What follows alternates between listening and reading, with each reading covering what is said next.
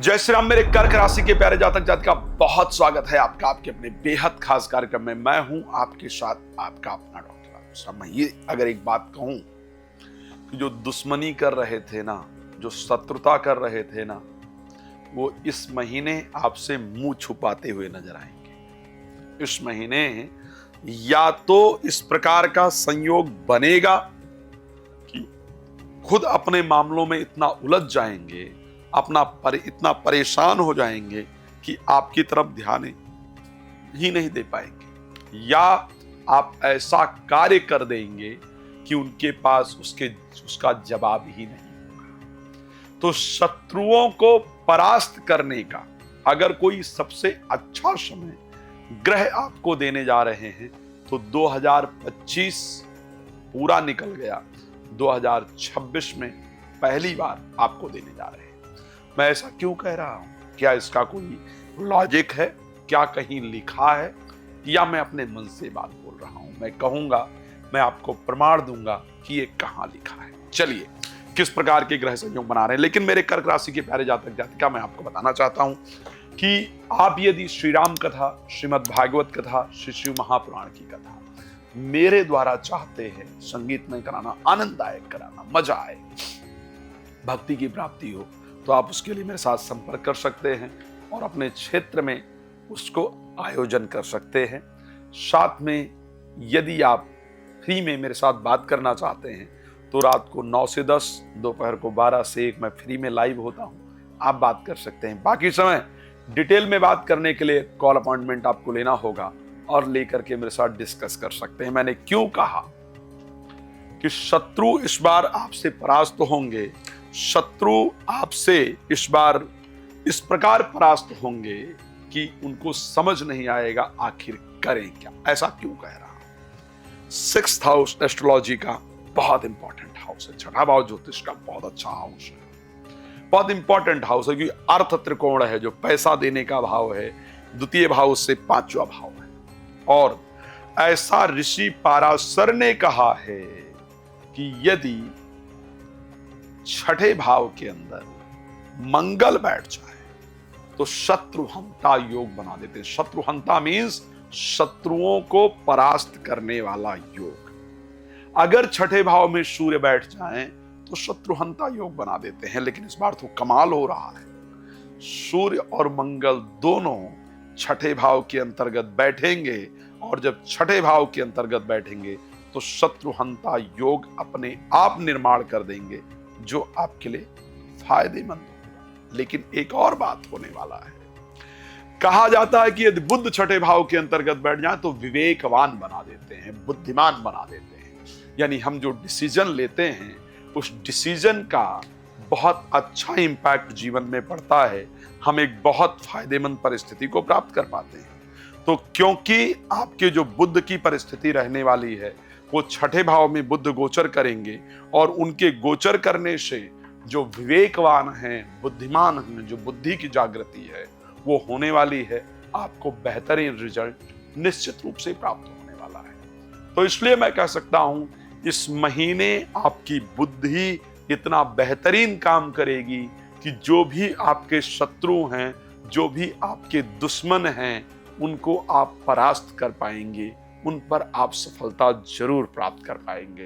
तो एक शानदार योग ये मैं आपके लिए शत्रुहंता योग दे पा रहा हूं। ऋषि पाराशर ने कहा था, त्रिखट एकादशे राहु, त्रिखट एकादशे भौमा, त्रिखट एकादशे शनि, सर्वारिष्ट विचिंत्रे, सभी अरिष्टों से निवारण दिलाने वाले होते हैं। अब आइए, लेकिन क्या ये सब अच्छा ही है? कुछ और तो नहीं है।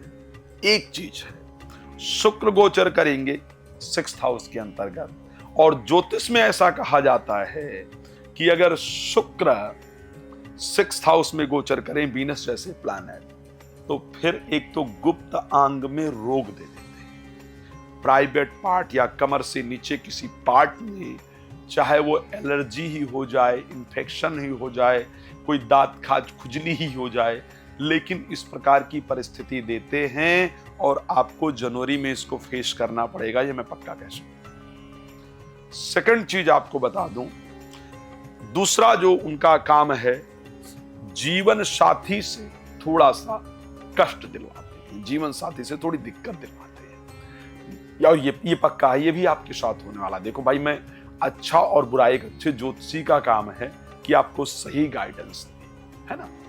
तो इनका क्या काम है, जब यहां पर ये गोचर करते हैं तो ये जीवन साथी या तो कुछ छुपाएं आपसे जिसके कारण लड़ाई हो जाए, या उनका बिहेवियर अजीब सा हो जाए उनके कारण लड़ाई हो जाए, या कहीं दूर चले जाएं जिससे थोड़ी दिक्कत हो जाए।